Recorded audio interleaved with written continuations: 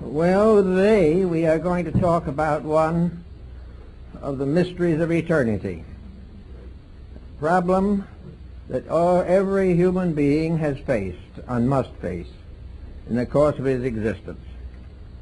And it is interesting to realize that there are a number of remarkable interpretations of this phenomenon, which we call death.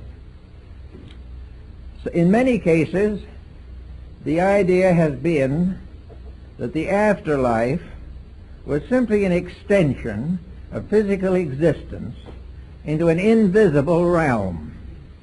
This was the idea of the Chinese emperor, who had clay copies of his court made in life-size figures, standing in rows to serve him in the afterlife. Now, he did not believe that those concrete figures were going to serve him, but he believed in a spiritual mystery involved, that after he passed into the other world, these concrete and stone figures would be living, that they would be alive and full size and would serve him, and that he was merely moving his court from the visible to the invisible side of life. Now in Egypt a similar practice was also followed, but with more symbolism involved. The afterlife of the Egyptian, the Elysian fields, or the plains of Amentet, were a beautiful facsimile of Egypt. The same grounds, the same beautiful river, the wonderful people, the palaces, the temples, and all the makeup of a tremendous metropolitan Egyptian super city. At that time also, the pharaoh was buried, and other nobles with similar expositions.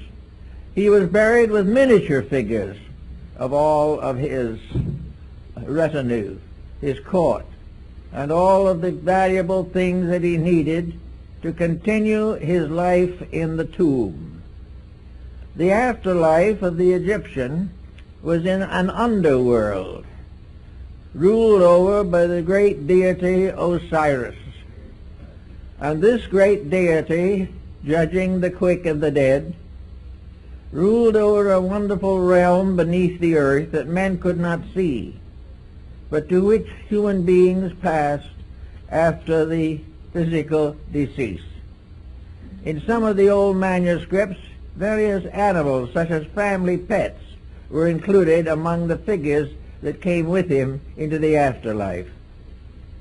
Everywhere we find evidences of the belief that the invisible world to which we pass and from which we came has a more or less physical appearance, that it is similar to the world that we know. It was not until comparatively late in the development of human thinking that the idea of heaven and hell as we think of it today came into existence. Most of antiquity had really no concept of hell. They did not have any of that Dantesque mystery that we find in the beautiful but morbid paintings of Gustave Doré. To the ancient people, hell was more or less of a shadow. They did not believe they were bad enough to deserve it in the first place, and they were perfectly willing to face a world that went on into a realm beyond ours. The Greeks for many centuries believed that there was no afterlife except in the ghost world. The ghosts of the dead continued forever. This did not meet with the approval of minds such as Pythagoras and Plato and Aristotle, and modification began at a comparatively early date. Among the Egyptians and Phoenicians, the invisible world was so visible and so real that you continued in your various pursuits as you had lived them in life. If you had plowed a field while alive, you would have a field to plow in the afterlife. And there is one story about a very honest moneylender who had never cheated those who borrowed from him. He was a very good man. So when he died, they gave him a special privilege in the afterlife. He could set up his money tables by the gates of heaven and lend money to anyone coming in who wanted it. And he always was meticulously honest. And it was the honesty, and not his profession, that earned him this respect. Then we have another group of people who believe, as many primitive people do, including a number on the Western Hemisphere, that death is a birth into the afterlife. And many ancient peoples buried the dead in embryo position, so that the earth became the womb of the second birth. We find tombs of this kind on all the continents.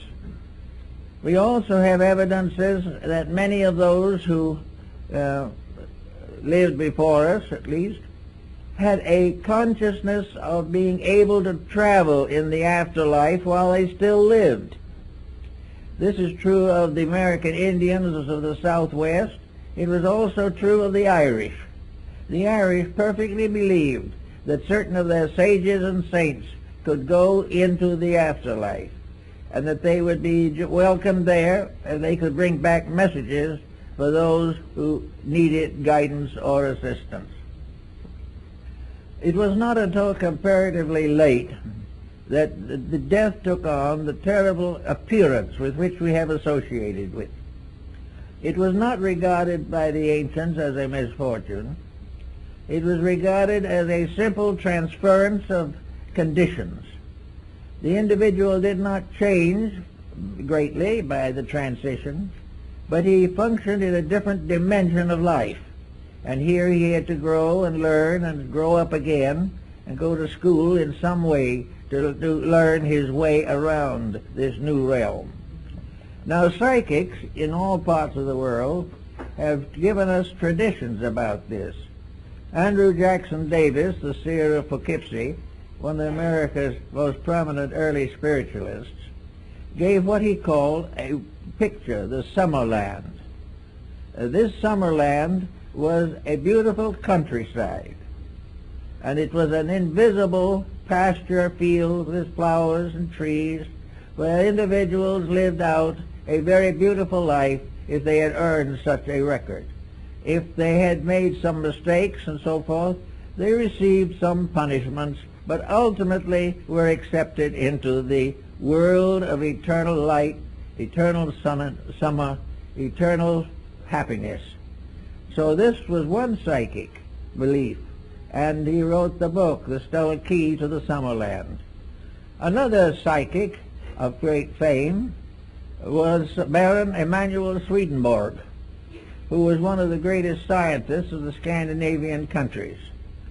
He was also in his later years a psychic and had many beliefs concerning the conditions of the afterlife. He left very detailed accounts of conditions beyond the grave, which very well resembled conditions in a well-run Swedish state. And among other things, in Swedenborg's viewpoint, any young ladies who happened to arrive in this afterworld were chaperoned to make sure that everything retained its proper proprieties. Now we have constantly had psychics who have something to say about this type of thing, but have been strangely uncertain themselves. We very seldom have a psychic exposition in which the emphasis is how things are over there. We hear about famous people coming back to converse with the living, but it does not seem that any answers that they give clear the problem of life after death. The answers accept the problem, but they do not clear the path or the way or the circumstances involved in the transition. This seems to have been generally neglected throughout almost all psychic experiences. Jacob Boehme, the German mystic, had visions of the afterlife. His visions of this were very much based upon the visions of Dionysius Areopagus, the early Christian father. These dreams and visions represented a luminous universe with hierarchies representing the planets and the zodiacs. This luminous world was a world of light, of color, vibration, and was a very pleasant place. But what you do when you get there, Bamey didn't tell us. All he expressed was the fact that it was a vision of things to be, such as the visions of the Gnostics and the Albigensians and the Manichaeans and many others. Each religion of the world has its own concept of paradise, where it is and what it is. There seems to be very little, however, detailed study of the subject. Now let's go back to our own problem here. Supposing we assume for a moment at least that this world that we live in now can be considered as a basic example of something, an example that it is hard to deny, an example which might tell us a lot if we consider it carefully. We know that life here begins with pain, begins with trouble, that most existence that we have here passes through stages of troubles and infirmities, that it only lasts for a certain length of time, and then in one way or another we depart. But there are a lot of things to think about in this. Why is this world, which was given to us according to Scripture as a garden, why did it get to be so troubled?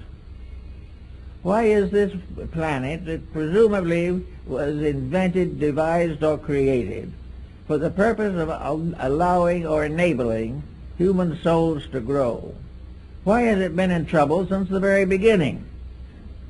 Why has this growth consisted principally of war and crime? Why does everyone who comes into this world apparently come into a sphere of sickness, disease, sorrow, and death?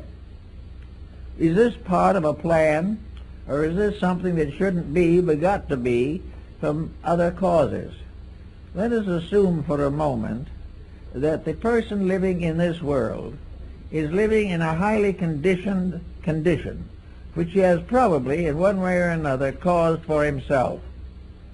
In other words, it was not intended that birth should be a problem of great pain, that the growing up and living through the various intensities of life would be an endless cause of suffering and mental anguish, or that sickness would dominate the careers of many, and that very often both birth and death were painful experiences. Is this due to the fact that such was nature's intent?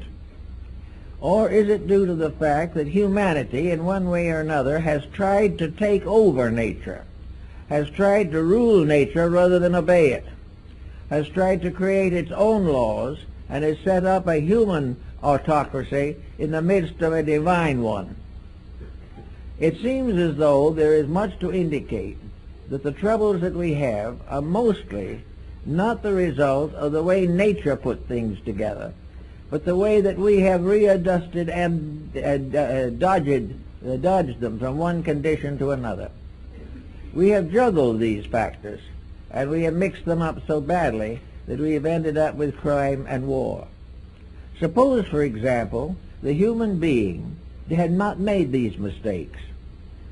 Supposing he had obeyed the laws of life as they were given to him and revealed again and again through his sacred writings and the wisdom of his sages, we would say the human being was born in peace and consolation, that there was no back heredity, there were no deformities, there was no hereditary sickness, disease, emotional incompatibilities, broken homes, from which the individual had to come. Suppose that was eliminated. The result would be a very different type of person. A person not necessarily wise, but a person endowed with the natural gift of the world in which he lives. He would be endowed with the simple fact that he could exist happily and comfortably, and for the most part in good health. Now, most of our problems probably arise basically from bad health. We become toxic or disturbed emotionally. We gain all kinds of problems which we assemble and struggle with, And we find that this span of 60, 70, 80, 90 years through which we passed is largely a confusion caused by ourselves. And two aspects of that confusion that come into focus with us at the moment are, due to this confusion, birth is painful. And due to this same condition, death is painful.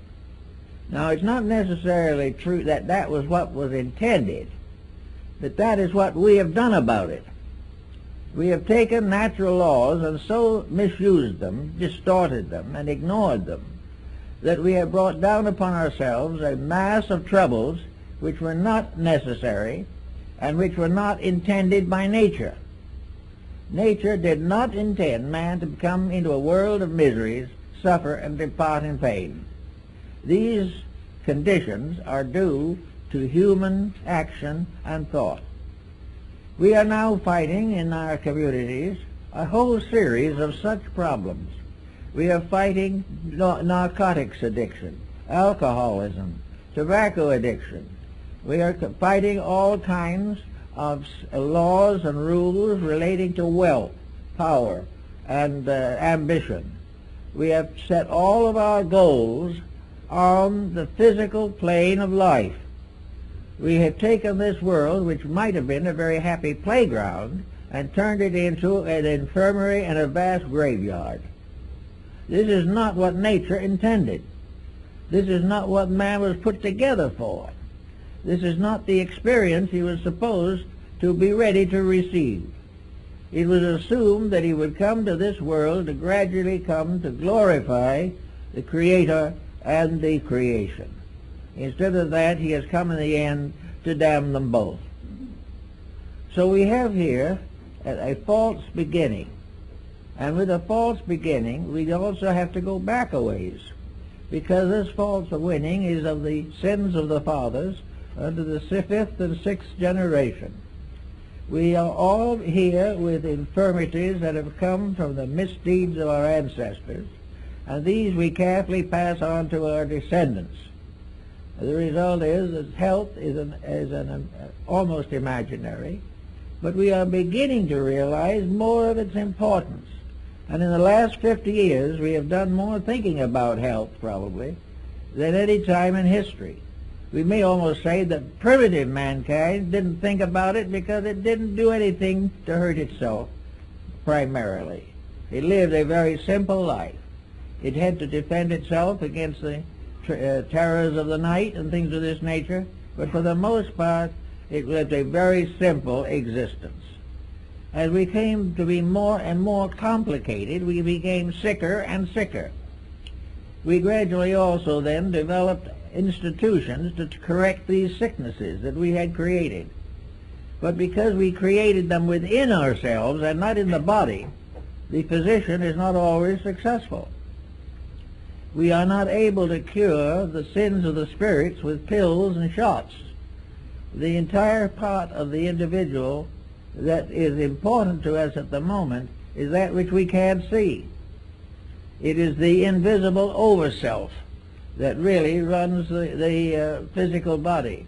This overself, however, is so neglected by most people that the body is without adequate leadership.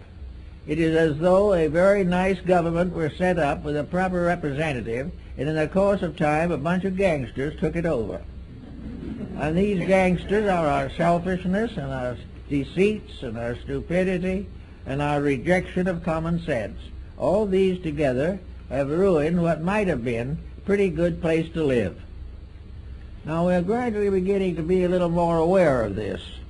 It is dawning upon us that it's possible that all these misfortunes are not necessary, that they were not in the original archetype, but have been the result of vicious misinterpretation or distortion of the common facts of good nature and common sense. So we say to ourselves, suppose we clean this up. We might then have a world in which the human being would be decently born, with comparatively little pain to the parent, a world in which they would grow up gradually, and education would be suitable and adequate to their needs, and not to try to adjust them to a hopeless situation. We are educated more or less to try and lengthen our survival in a situation that never should have existed in the first place. And true education, a true realization of our real purpose and our real potential, hasn't a chance. It wouldn't even be mentioned because it would interfere with some monopoly that is flourishing, for the moment at least. So we have no way of, at the moment, correcting some of these problems. But they are correctable. They should never have existed, and they represent a very vicious misuse of an inheritance which came from the highest possible source, truth. So we go along through the years and we get sick, and we get tired, and we get tempted, and one by one we fall under some form of disease or displeasure which begins to corrupt our natures. And so the body, which probably has a potential strength of at least close to a century, may give out any pair along the line, because simply it does not have the strength with which it was intended to be endowed. Now, this doesn't mean that every person in trouble has lived a riotous life, but behind every person may be several generations of the lawless. And many a proud family now, which is also in trouble, it has among its ancestors 2 or 3 that were hung from the yardarm, that were actually pirates of the worst. So we have bring with us a body which is more or less not a blessed gift in the beginning, the way it is now, though the best can be done under the circumstances. But this body comes in with a great many deficiencies that are due to the ancestral pattern of the whole line of the descent of humanity. The human generation regeneration problem has been going on for ages, and we are now well along in a platform of misunderstandings and ignorance. So we come here with what we have, and being not too well, we begin to look over the situation to see if we can find something to do about it. So we get a little help from some new kinds of people that come up who are beginning to teach the importance of nature in remedying the defects of human beings. We begin to think of exercise and diet and living a little cleaner life and refraining from some of the noxious and toxic situations that are now gaining fame and distinction. But the moment we try to improve, we hit upon some pattern where someone is making a good profit by our not improving, and then we have difficulties again. In other words, to become honest is desperately dangerous. It becomes an interference with the rights of other people to do to us anything they feel like doing, which may or may not be particularly constructive. So on we go, and we learn a little as we go along, and we try to improve life, but we come gradually towards the end of the endurance of a body that has been seriously misused. At that time, there is a whole group of terminal illnesses with which we are combating. We are trying desperately to find cures for them, but we don't even dare to suspect that we might find a cause of them that could be corrected. So in the course of time, we come at the end, and we come to the time where there must be a division between the physical body and the metaphysical elements of the personality. We believe in idealistic philosophy and in the higher realms of thinking that the physical body is a kind of carriage, a wagon, in which something rides, that the actual being in the body is not identical with it. If you believe them to be identical, you are a materialist. If you do not believe that they are identical, you are an idealist. And 90% of humanity has been idealistic since the dawn of time. Very few peoples have ever come to maturity who believed that the individual died at the grave. Nearly everyone has had some philosophy of survival. And without this philosophy of survival, there seems to be no incentives to rise above the misfortunes of the present state. In other words, if you're miserable here, but you do the best you can, perhaps somewhere else you're going to get a better chance. Many nations have also gradually developed the concept of reincarnation as an answer to the infinite problem pattern of growth. It is perfectly obvious that the average person in one body as we see them now in incarnation cannot be perfect. We know definitely that we cannot know everything. We cannot be everything. Certainly we try to have everything, but very few make it. What we really are is growing creatures in a midstream of life. We came from something less and we're growing into something better. And this growth obviously is not completed in one life. The individual who makes a modest gain must be considered a success. Those who ignore the whole thing can be rather much failures. So not being able to be perfect now, the doctrine of reincarnation comes in and is probably now accepted by something like a third of the population of the earth. It is believed because it is the most reasonable answer to a long-range plan in nature.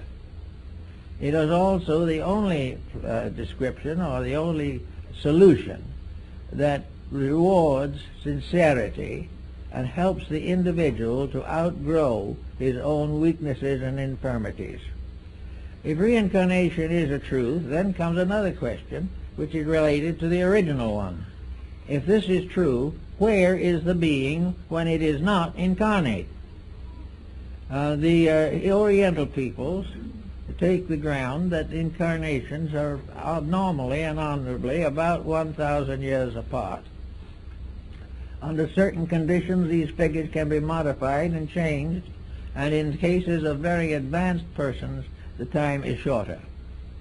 This is because they are more needed here to do the things that there are not too many available to accomplish. But if we have reincarnation, where is the individual between incarnations? There have been discussions of these, and someone says they may be in Devakan or someplace in the heavenly world, or according to Ptolemy, up somewhere in the zodiac. But these are very faint and uncertain indications. See, there does not seem to be any real map of the life cycle other than a diagram and words. The experiences involved seem to be very hard to trace, and most even students of the subject have not been successful in creating a vivid or living image of the situation. So we have to wonder a little bit about what is the other side of this coin. Where and what are the invisible parts of nature?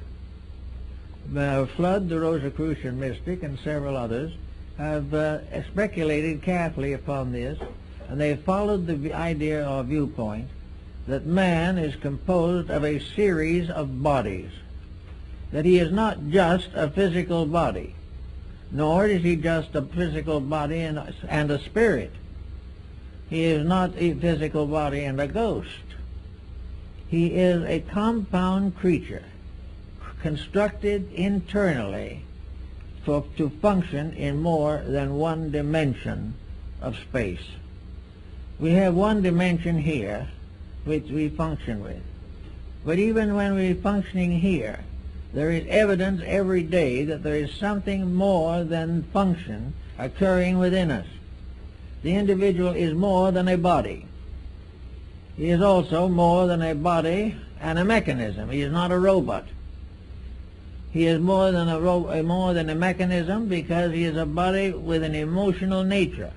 He can love, he can hope, he can dream, he can have religion, he can do all kinds of emotional things which are not natural to body, nor essential to energy, but are essential to the functions that the human being possesses. Then beyond that there is another pattern, and that is mind, the mental life of the person. His mind is not his body. You can dissect him in any way you want to, but you're never going to find the mind. You can find the brain, but not the mind. The brain has to be alive, and the mind has to be incarnate in that brain, or there is no mentality. But man has mentality. He can think. He has emotions. He can love. He has vitality. He can win at the Olympic Games. And he has physical establishment, which we call the body, which he keeps in a house and sends to work every day. These different things are part of man. They make together a person. And these four parts are all more or less vehicles, instruments to be used by something, to do something. Now the mind is not a divine thing.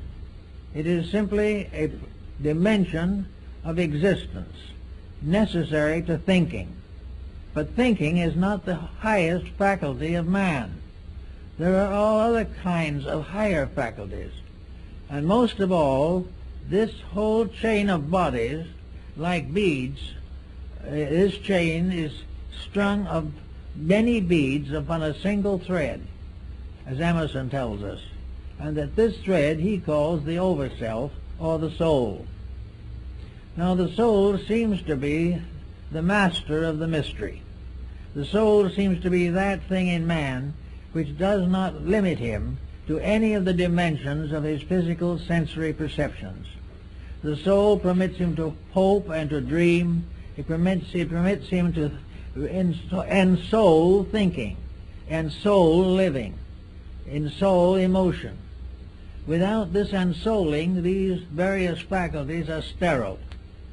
And this is one problem that we have, where humanity spends all its time working with the bodies and forgets the soul. We have a group of sterile organisms and organizations which have no vitality, no reason for existence. Hope, ideals, and the greater, nobler emotions of religion and personal consciousness are all part of something above the mind. And this the ancients like to call the soul, which was the master of the entire cycle of human growth. Now the soul, as Emerson tells us, is a part of divine nature. It is part of something that ensouls all things, so that we can say without exaggeration that the world is itself a soul from which a body is suspended, that this body contains of several levels of management, and various creatures have different degrees of levels. There are some creatures like plants who have only the growth dimension. There are others like animals who have the emotional development. And there's finally man who has the mental development. But this is added to the others, making him a composite being with 4 levels of availability. Now, when he gets ready to be educated or think about trying to do something in life, he should realize that he has these 4 different levels through which he can manifest. Now, he isn't his mind, nor his body. It is an inhabitant. It is a leaser. He can't own the body, but it can lease it for life. It cannot possess anything, but it can use whatever it wills to accumulate honorably. Thus we have the individual who at a certain time in this pattern is going to depart from this world. Now he's going to depart in a series of stages or steps. And this is shown in some of the mystical alchemical diagrams. The death cycle, therefore, begins with the discarding of the physical body. This physical body departs from all of the extremities of the body and finally centers in the heart. From the heart it carries upward along the pneumogastric nerve until it reaches the crown of the head. And at the crown of the head it departs. And it takes with it for a time a magnetic connection between the super self or the real self and the body, a cord which ties them together. This is an umbilical cord for the afterlife, just as it was necessary to have it for the child before birth. So afterwards this cord connects the entity with the body, so that if shock or something of a special nature, suspended animation, should occur, death would not follow unless the cord breaks. And this is the cord that is broken at the cistern in the Bible. But anyway, this cord ties the being to the body. When this is broken, the being is in the land of energies. It's in its next body, superior to the physical one. Here it is in a world of energies.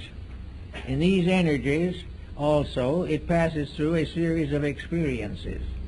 The vital or energy body resembles very closely the physical, and is therefore subject to all the rules that govern physical body, but invisibly. After a certain length of time in which the consciousness extracts from the body the records of an embodiment in order to estimate growth and to guide in the larger directive of the complete composite, this body of shadows or vital energies is discarded also. As it does not disintegrate immediately any more than the physical body. The only way it can be disintegrated in the physical body is through cremation or something of that nature. Otherwise it must slowly decline by decay. The same happens in connection with the energy body. It does not disappear immediately or vanish and fade away. It passes through a kind of death in which it becomes an empty body, a shell from which the soul or the higher nature has departed. This becomes what is known in psychic phenomena as the ghost. This is the part that lingers until it slowly fades away, sometime over a period of many years. But it is no longer the person. The person is long gone. The person in the meantime has gone into the emotional sphere of itself, the aura of its field. And here it is having another series of complete experiences. For in each case the entity passes through a process of birth, growth, maturity, and decline. And in each case its cycle of life is determined by what it has learned from the lower vehicles or brought down from the higher ones. Gradually, therefore, the entity goes upward through these different worlds, which are often referred to by the ancients as heavens and hells. Hell being nothing more or less than to inherit an etheric or vital body that was no better than the physical one when you were in it. In other words, the physical body was infirm because of abuse. The etheric double is infirm because of abuse or neglect. And in these experiences, the individual passes through rewards and punishments, which, however, are not eternal. They are not in the form of great damnations, but like the experiences of material life, are the results of things done and things undone, through which the entity has to gradually grow, extract the essence, and build this into what is called the soul. So all the experiences of an embodiment are precious, they are preserved, they are protected, and they continue. And here also we have the basis of the Akashic records, and the records of actions, and the records of other times, and the records of our planet itself are all preserved in these various strata. Then gradually the individual dies out or fades out of the emotional life. In each case, except the physical, it is a going to sleep. And Hamlet, you know, in the soliloquy, Hamlet says, he's referring to this, that in sleep what dreams may come. In the sleep of death, what dreams may come. This is a very good key that has been generally overlooked. So after that we go up to, finally, the mental, the mind. And here we have the coordinator who takes everything, or which takes everything, that has been learned and digested and assimilated, and builds it into the full record of an embodiment. In this embodiment, the record is a conscious one from below up. The passing from the body out upward to the higher vehicles is a conscious experience.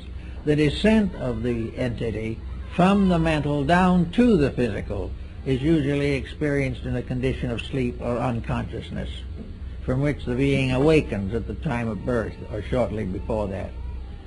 Now we know that the birth physically has been preceded by a whole series of previous experiences which do not record as far as the physical world is concerned. But many of these experiences may be available to an entity before physical birth. They're available as factors in the development and consciousness of the entity. So we have, instead of heaven and hell, we have a life cycle. A cycle that goes on to one grade after another until finally it fulfills itself. In other words, a life. We say a lifetime. A lifetime is really a word applicable to the whole cycle. A lifetime is the length of time it takes to pass from the state of unembodiment down through embodiment and back again to unembodiment. This is one lifetime. And this is the period of time in which the alchemy of the transmutation of experience is consistently and continuously going on. And it is this that makes our entire pattern of life real and valuable. Now we also know that there are other factors that come in. We know that in physical life we dream. And we know that dreams sometimes are very strange things. Dreams sometimes become complete lifetimes. And in many cases you dream of things that could not possibly occur physically. In one quiet night we can dream of a terrible storm in the ocean, or a fire that is consuming a whole mountain. We have all kinds of personal experiences of fear and fate and death and life, all in dreams. And these dreams represent a certain amount of karmic dissension within the nature of the person. These dreams are all symbolical of something. They are symbolical of lessons to be learned, things to be understood, things to be worked with, rather than merely something to awaken from and hope and glad that it's over. So all these factors are involved in the problem of the other worlds, or the possible understanding of the true life cycle. It begins, however, as a lesson right here. We cannot expect everyone to study this whole pattern and put it together from the dozens and hundreds of records of antiquity, in which practically every step of this has been explored by sages and psychics and mystics long before this world as we know it came into being even. But we can hope that some understanding of it will help us. Now let's get practical for a moment. This all sounds very theoretical, I know, but let's see what it is to be practical. Here we are on a fairly comfortable planet, fairly nice environment, surrounded by mystery. Now, according to theology, when we die, we will either go to heaven or we will go to hell. Well, on that basis, our problems are rather complicated, and our probabilities are not awfully good. We are very apt to find that we don't really deserve salvation. We haven't done anything to deserve it while we were here. The other situation lies in the fact that if we haven't done something right, that we will go to perdition forever and ever and ever, which is also a very uncomfortable thought. But strangely enough, it has very seldom prevented crime. No matter how much perdition lies ahead, and some of the old artists showed souls roasting in furnaces for 100 million years.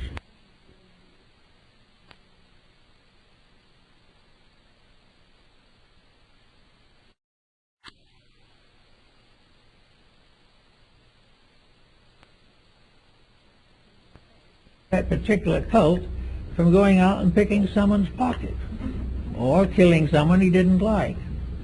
All these terrible things that were going to happen have never prevented crime. They have never really slowed it down much.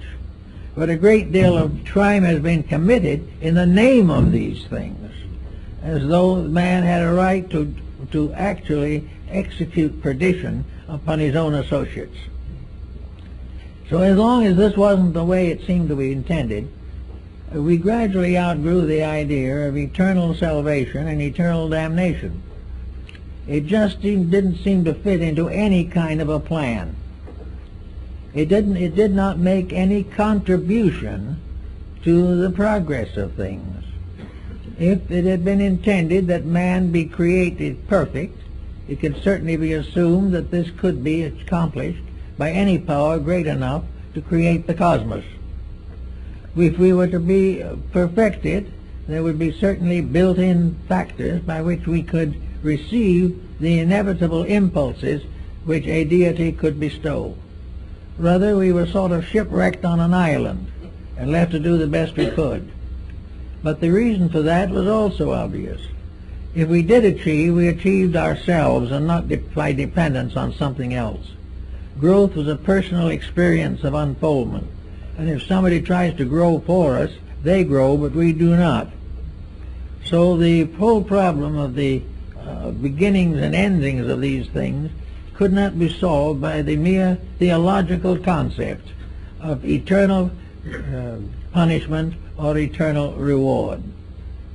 This being left out of the pattern, we come to the point made by Socrates in connection with wisdom. When he finally took the hemlock for refusing to pay a small fine, which his own disciples offered to pay for him, but this fine he considered unjust, and he would rather die than be a victim of catering to injustice. So, before he died, he said to his disciples, "I'm going out now, and I'm going on a journey, and it's fine. I'm perfectly happy about it. Two things are going to happen to me. Either I'm going to cease forever. There will be no Socrates. There never will be anything. Nothing that I've ever done will be remembered by me. The only things that will remember are those that come after me and read or study. I cease. On the other hand, there's another alternative. Maybe I do not cease. If I do not cease, then I will become again part of that invisible world which I have sought to explore all my life. I will go be a part of that eternal immortality in which I will learn as I have never learned before. I will know the wise and the good, and I will come to the answer of all the questions that I have ever asked." And Socrates then took the poison and died peacefully, convinced of the fact that he was going forth to the answering of questions and not going forth to an annihilation. He was going to continue the path of growth that goes on and on and on, but each step of it a dramatic adventure, if we accept it in that way. So that brings into focus this problem of just exactly what and how we are going to consider the interludes between this life and the next. Perhaps the truth of the matter is very simple, that it will be a period of sleep, that we will sleep between lives as we have slept between days in this world. But while we are sleeping, the powers that be will be working in us and with us. But the powers will be working without our interference, which will enable them to work. Whereas in our night sleep, our dreams are all influenced by our psychological conditionings. So we'll have a chance for that type of thing, a quietude between lives, a Zen sort of situation, in which we will become so completely relaxed that we can see truth for the first time. Truth can only come in a state of peace. It can only come as a condition of reward or fulfillment. No one can demand truth, no one can sell it, no one can buy it. But we can all earn it, and we earn it by gradually eliminating the interferences. We take out of our lives the things that are not so.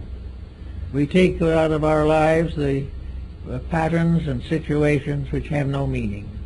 We also take out the irritations, the fears, the doubts, the exaltations and the humiliations, and allow a complete quietude to rest upon the spirit. Now the word soul is something that also comes into this pattern. And the word soul was used in antiquity largely to represent a combination of enrichment of the spiritual strength of life with the rewards of incarnation. The soul is the wedding garment of St. Paul on the book of Apocalypse. It is the vesture of experience. It is all that we learn becoming the great ornamentation of ourselves. It is the gradual acceptance and within our own consciousness of the quite one-piece garment without seam. The soul is the result of the cycle of incarnations. Embodiments build soul, for soul is the truth behind each thing that happens to us. And as that thing that happens to us comes to be recorded in our eternal records, it becomes a dimension of soul power, soul strength, soul insight, and in that way is very important to us. Now, the soul can also be destroyed or injured by the misuse of faculties and powers, the perversion of mystical experiences. The misuse of the divine power becomes the deadly sin. It is perfectly possible, therefore, for the Bible to say in one of its thoughts, the soul that sinneth, it shall die, but the spirit returns to God who gave it. The spirit cannot be destroyed. It is incorruptible. The soul can be a false pattern of living which falls apart. When it does so, this composite of mistakes can die, because it consists only of false factors.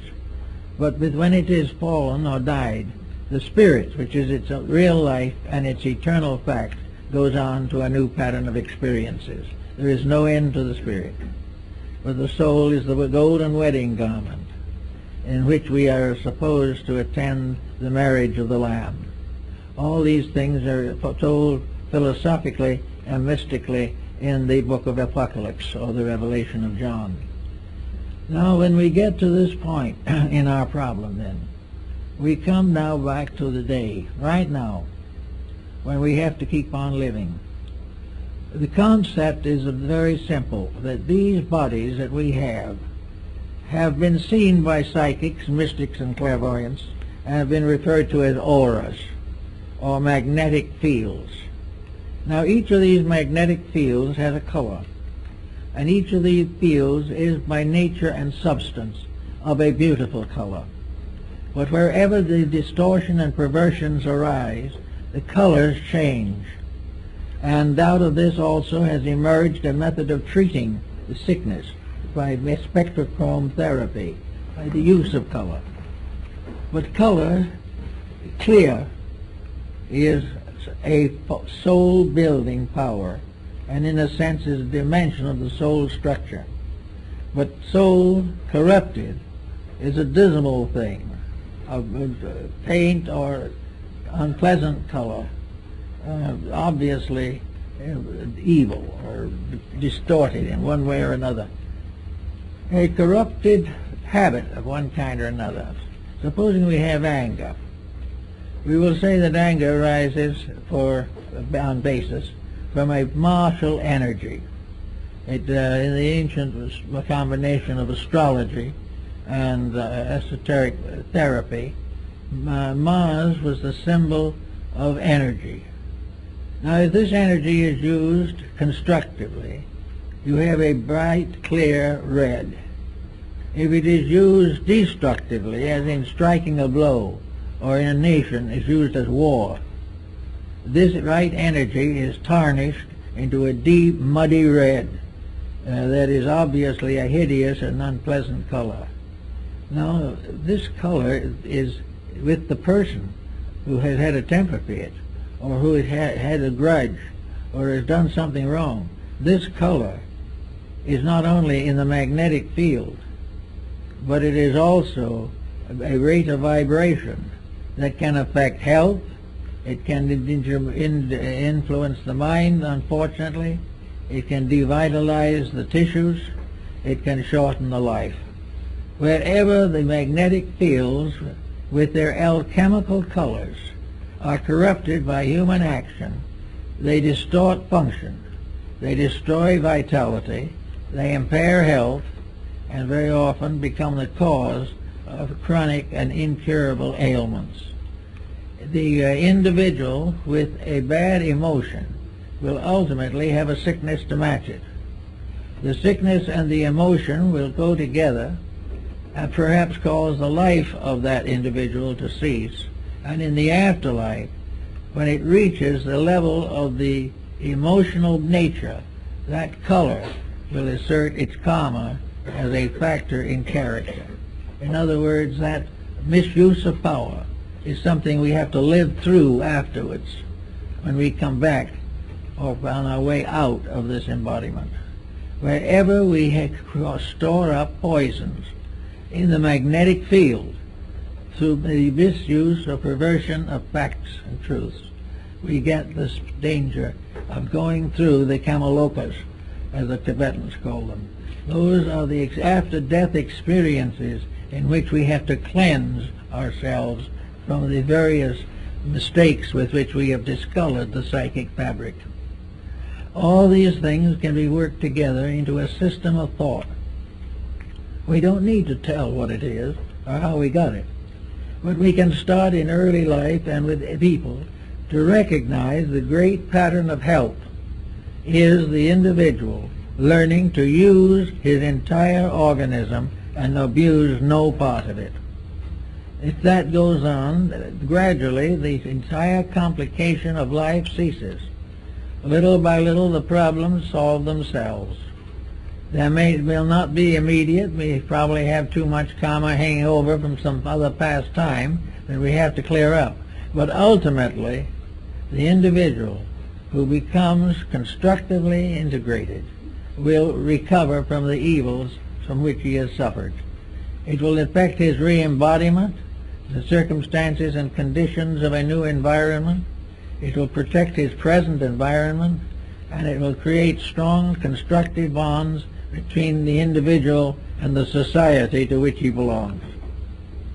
There's no answer, therefore, to the after-death state except to deserve what might be termed a paradisical or peaceful afterlife. In other words, what we should do is drift pleasantly as a great stream of life through the cycles of recapitulation until we come down again into re-embodiment.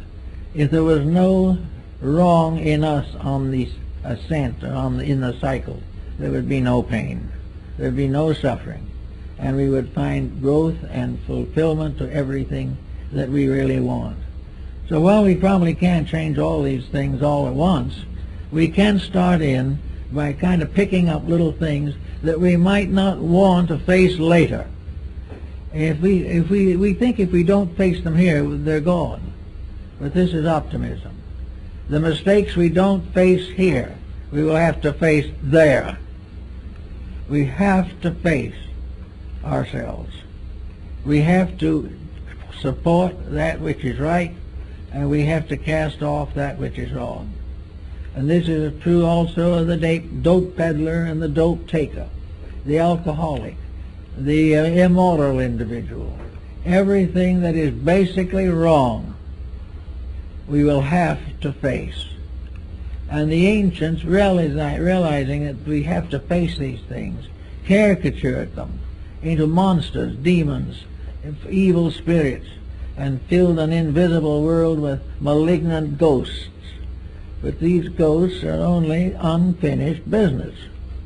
They're things that shouldn't have been in the first place, but were, and having become, have to be eliminated by the experiences of consciousness.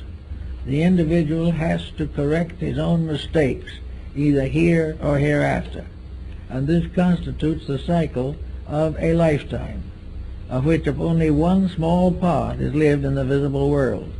But it is in the visible world that independent action takes place. In the invisible world, there is no new experience added. The experience of this cycle, which is the cycle of humanity, which has its physical foundation in the visible earth, the experiences of growth are here. That which is out there is the soul growth, is the incorporation of the right into eternal value and the gradual correction of that which is not right. But all new opportunity for growth is conferred here. And from here, the consequences go on. So it is the way we accept growth that determines whether we are building karma. Now, the idea that karma or compensation is always evil is not true. We are building good just as much as anything else. The only reason the karma seems to be the more heavy on the negative side is as you look around you, you see the way people act. Conduct is the cause of that. Conduct and misuse, particularly conscious misuse, builds up karma as retribution, as correction, as unfoldment of internal potentials. Karma is a glorification of every good thing that we ever did, opening new doors to wonders yet to come.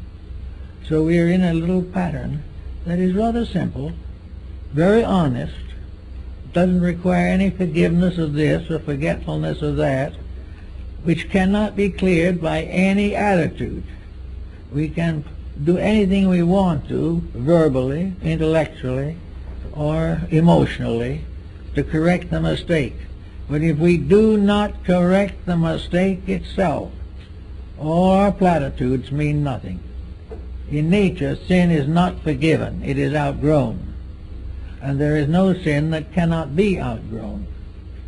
It's in most cases, the outgrowing is not very serious, because the average individual does not commit great and serious wrongs. But these nagging occurrences of the day should be taken into immediate consideration. If you wake up some morning and you find you have to have a bad temper, you can either face it now or later, but you are going to face it.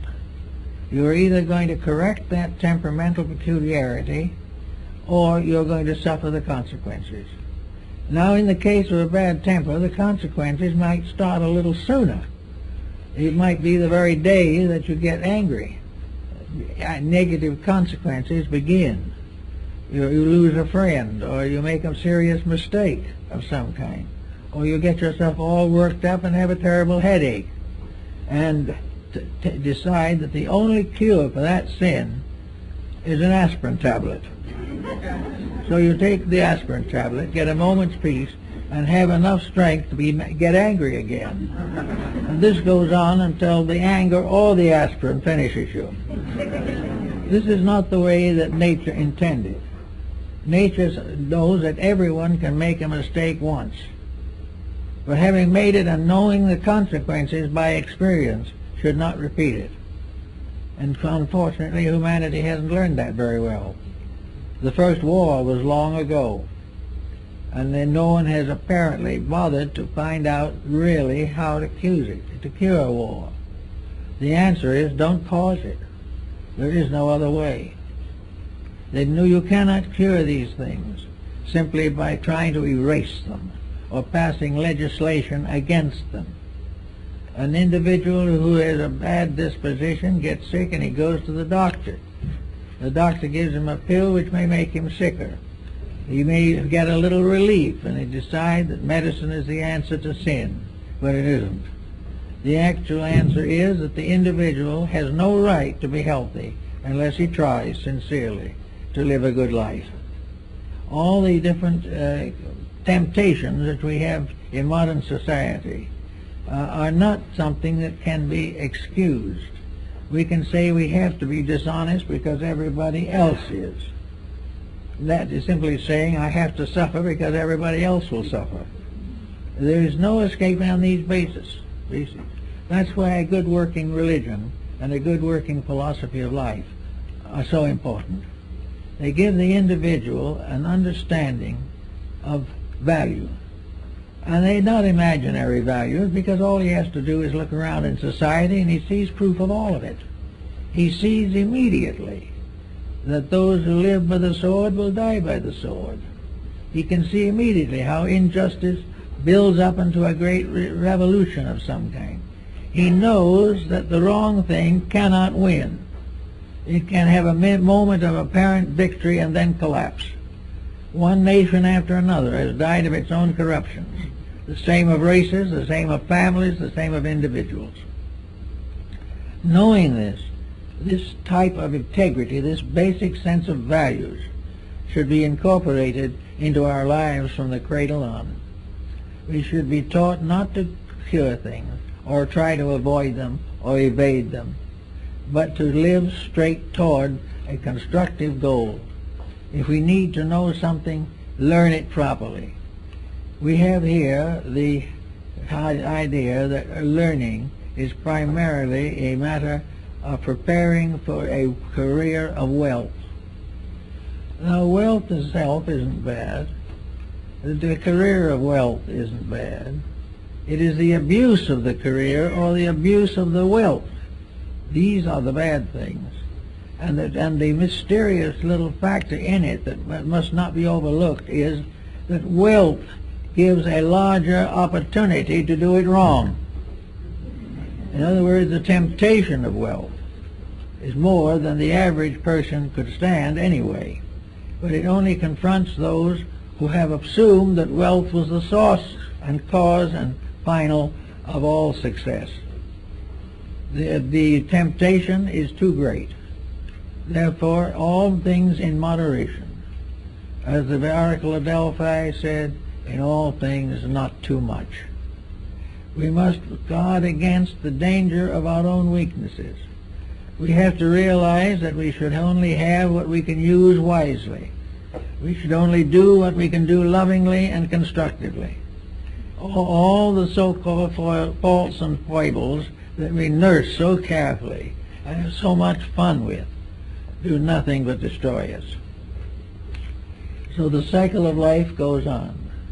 If you want to follow the idea of the old Christian reward and punishment, you can if you modify it somewhat.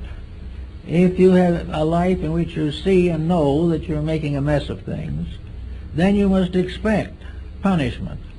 But it isn't punishment in the sense of a divine bookkeeper dealing out a sentence for your mistakes. The punishment is inherent in the mistake itself. When you do it wrong, pain is inevitable. If you think wrong, the thoughts are bound to be dangerous. If you are overambitious, you will struggle and finally be destroyed by your own ambitions. It isn't something else punishing you. Much of karma and much of the cycle of life can be seen here. That which is beyond being seen here is part of the larger cycle, the cycle in which the carry into the invisible causes which cannot be corrected or are not corrected in the physical life. They have to be corrected. We have to learn from embodiment. And if we cannot learn while we're physically alive, we'll learn in the afterlife. We will learn the lesson regardless. There's no possible way of escaping it. But the nicest thing is to realize we can save ourselves a lot of trouble here, and will refrain from hurting other people, or as nations will not afflict other nations, if immediately upon our inner understanding we begin to live according to what we claim to believe. Now, actually, there's nothing very secret about this. Actually, every major religion of the world has exactly the same teaching. They have it in a little different words, but the same teaching. In all cases, the golden rule is in over 40 different religions. The simple friendliness and kindliness of human relationships is applauded everywhere. There is no religion that actually requires or demands the individual to break the brotherhood of man. The religion does not do so. Some of its interpreters, for personal advantage, try to make it fit into their ambitions, but it doesn't. Actually, the average person belonging to any one of the religions of the world, including the primitive, will find the same general rule applying. Do right and be right. Do wrong and be wrong. Do that which is good and grow. do that which is bad and penalize yourself. The proof of all faith is in the practice thereof. And in our day, the interval between the faith and the practice is too great. It's more great than it ever was before because the temptations are greater. And we try to conceal the values by overlooking them or denying them. But the average person who is out making trouble for himself and others is someday going to face the tribunal. This tribunal is not a group of long-bearded judges. This tribunal is that the individual has to ultimately face himself. And the longer he waits to do it, the more unpleasant that meeting is going to be. But we all have to come finally face to face with ourselves and realize that in ourselves we are the source of most of the sorrow that we suffer from. So this other way of the world may be in dream and in vision. They may saw a beautiful world of light and color. Even in passing out, he says last words were, "It is so beautiful." And in many cases, though, there are visions. And in some cases, someone like Andrew Jackson Davis could have a vision of an afterlife that is a beautiful valley with little farms and cottages and happy people. Those are symbols that arise in our own consciousness. But an afterlife that causes us fear, an afterlife that threatens us with damnation, is nothing. The threat is nothing. The individual breaks the rules just as he broke them before. You cannot frighten him into a state of grace very long. Occasionally you can prevent a single incident, but for the most part, in his daily life, the individual will break any law of nature which bothers him, which forces him to change his ways. He will keep his ways and the laws will be broken. But sometime in the Never Never Land, he's going to have to face these laws. The universe is an immutable instrument, created by an eternal reality. It is eternal in its scope and in its purpose. We must all go on and face the pattern of life for which our created universe was formed. We all have the same journey. We all have the same demands. We all have the same requirements in ourselves. We all have to be right. There can never be peace in our heart, tranquility in our homes, or peace in the world until we are right. Until we are right, we will be nagged by our own infirmities. We can see this now politically, scientifically, economically. We have not yet, however, seen it in ourselves and realize that we are also an economic and a political entity. We have the same temptations that everything else has. If they are tempted and fall, we are tempted and fall. But it is possible, because of the individuality which has been bestowed upon us, that man, of all creatures that is visible or that are visible to us, is capable of creating his own destiny. He is capable of being right. The animal cannot be wrong, and therefore belongs to an entirely different type of life. But the human being has the right to be right, has the eternal power to do that which he should do, to keep the rules and to assist to build a civilization based upon these rules. He has a right to build a magnificent world and to cooperate with the divine power in the advancement of all living things. He has the right to work for principles, and if he is properly rewarded, he is a true and faithful workman who is well worthy of his wages. But he does not have the right to accumulate simply for the sake of accumulating or of exploiting somebody else. He has no right to accumulate what he cannot take with him. But while he is accumulating things that he wishes he could take with him, he loses them. And the power to accumulate, which was wrong, is the thing that goes on. It is not what he has, but the motives that made him get it, that he must face in the ages to come. So it is much better for him to get ready for this at a reasonably early time, and to see all these things through the light of inner understanding. There is nothing to fear in life except the tendency we have to compromise.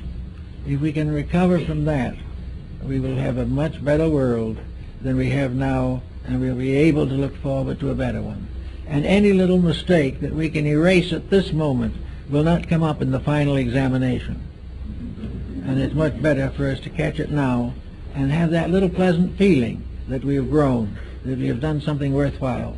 And by having this feeling, have the proper reward and respect for life. If we believe in God, we must believe that the divine power is worthy of our respect. We must also realize that it is worthy of our obedience. And as we look around us, we can see pretty clearly what disobeys and what obeys.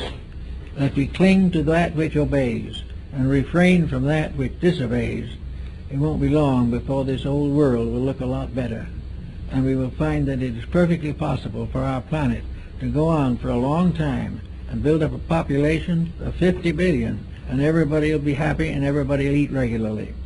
It is selfishness, corruption, on the belief that if we do these things badly, when we die, we do not exist.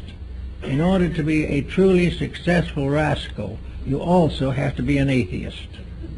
You must have no belief, because if you have any belief worthwhile, you will not pervert it. You will live it.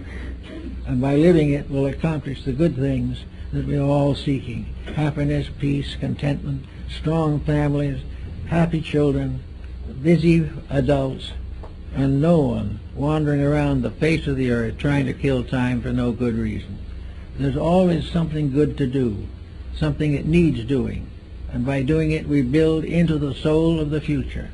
We are building the magnificent vestment of the soul, and we build it best, and we build it most beautifully and graciously through kindly living, loving friendship, and peaceful and honest relationships with each other. That's it.